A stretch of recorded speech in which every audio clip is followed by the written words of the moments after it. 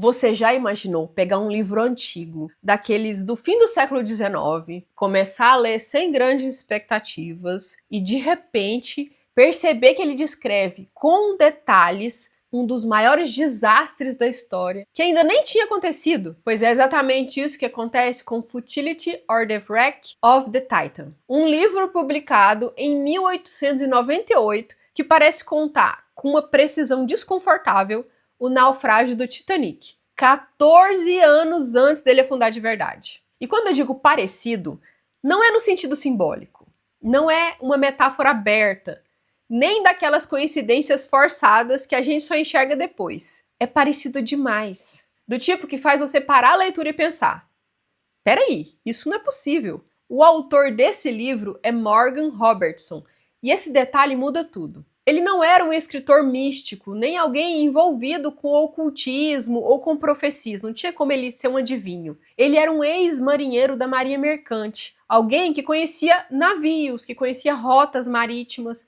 engenheiro naval e principalmente o jeito como a indústria pensava naquela época. No romance, ele cria um navio chamado Titan, o maior já construído até então. Um colosso tecnológico, vendido como praticamente inafundável. Um símbolo do avanço humano, da confiança absoluta na engenharia e na modernidade. O Titan cruza o Atlântico Norte em abril, em alta velocidade, até que colide com um iceberg.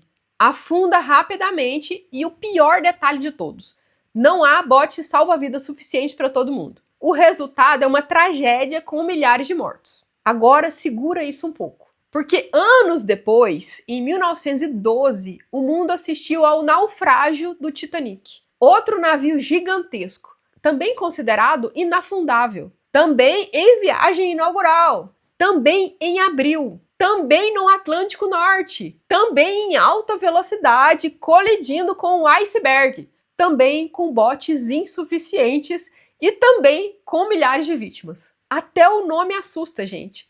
Titan, Titanic.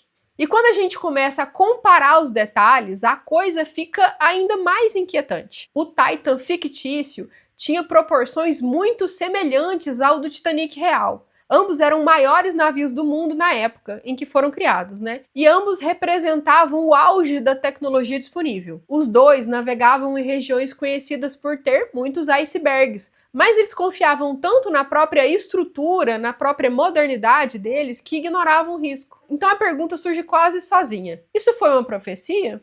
Isso foi coincidência? A partir daí, claro, a internet fez o que a internet sempre faz. Pegou essas coincidências absurdas e decidiu que não era só uma coincidência. E aí começaram a surgir teorias conspiratórias que circulam até hoje, principalmente em fóruns, em vídeos de mistério e canais obcecados por bastidores do poder. Uma das mais famosas diz que o Titanic não teria afundado por acidente, mas que teria sido afundado de propósito. Segundo essa teoria, 3 grandes figurões americanos estavam a bordo do navio na época.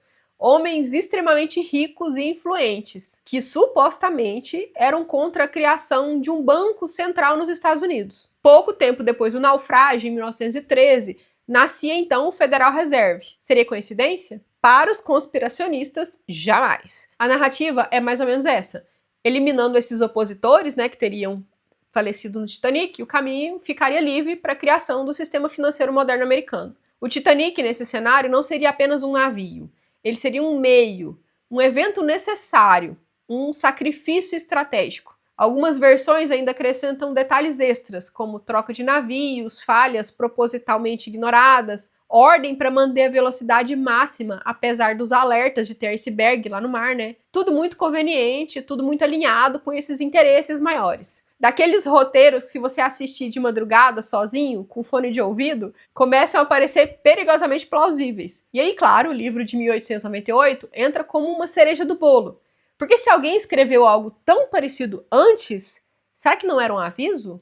Ou pior, será que não era um ensaio geral? Mas vamos respirar um minuto aqui, vamos fazer um esforço coletivo de fingir por alguns segundos, pelo menos, que o mundo não funciona como um romance conspiratório mal-humorado. Vamos fingir que esse escritor não estava envolvido em nenhum plano secreto para orientar ações no mundo real. Vamos fingir também que ninguém usou o livro como um manual de execução histórica, né? Vamos fingir que nem tudo é um tabuleiro de xadrez jogado por gente invisível em salas fechadas. Vamos fingir com uma pontinha de ironia que a explicação mais simples ainda é a mais provável. Um escritor atento ao seu tempo observou tendências reais, exagerou um pouco, organizou tudo numa boa história e o mundo, anos depois, foi lá e repetiu o erro em escala real. Nada de planos secretos, nada de assassinatos financeiros, pelo amor de Deus. Nada de sociedades ocultas usando a literatura como uma arma. Só seres humanos, tecnologia demais, soberba demais e gelo. E convenhamos, isso já é assustador o suficiente. E aqui é importante dizer uma coisa com calma. Não no sentido sobrenatural. O que aconteceu foi, na verdade, algo muito mais interessante para quem escreve. O Morgan Robertson observou o mundo ao redor dele com atenção extrema. No final do século XIX, a indústria naval estava obcecada por tamanho, velocidade, prestígio. Existia uma confiança exagerada na tecnologia. A ideia de inafundável já circulava como um discurso publicitário da época. Ele apenas levou essa lógica até o limite. Ele fez uma extrapolação. Pensou, se continuarmos assim, o que pode dar errado? E respondeu isso em forma de ficção. Por isso esse caso virou o chamado padrão ouro das profecias literárias, porque não é vago, não é simbólico demais, não depende de interpretação posterior. É bem específico, concreto, técnico e assustadoramente coerente. A realidade simplesmente alcançou a ficção. Se você escreve, essa história ensina algo fundamental. Verossimilhança não nasce da imaginação solta. Ela nasce da observação profunda da realidade. Robertson não inventou um absurdo. Ele entendeu como engenheiros pensavam, como empresas vendiam segurança, como o ser humano superestima o próprio controle e transformou tudo isso em uma narrativa. Quando a ficção respeita a lógica do mundo real, ela não envelhece. Às vezes ela assusta, porque parece saber demais. Talvez o mais inquietante dessa história não seja o livro nem o Titanic. Seja perceber que padrões humanos se repetem e que bons escritores, quando observam com atenção, não preveem o futuro. Eles apenas descrevem o presente com tanta clareza que o amanhã acaba confirmando. Agora eu quero saber de você. Você acha que esse livro foi só uma coincidência impressionante? Uma intuição genial do autor? Ou um retrato lúcido demais do tempo dele? Você acha que o naufrágio do Titanic foi proposital e que a história do Titã serviu de inspiração para os líderes mundiais em suas salas secretas? Me conta aqui nos comentários. E se você gostou desse vídeo, curta, se inscreva no canal e ative o sininho para não perder os próximos mistérios da literatura. Eu vou deixar um outro vídeo aparecendo aqui na tela. Eu espero que você veja, espero que você goste. Obrigada por ficar até o final. Te vejo na próxima, hein? Tchau, tchau.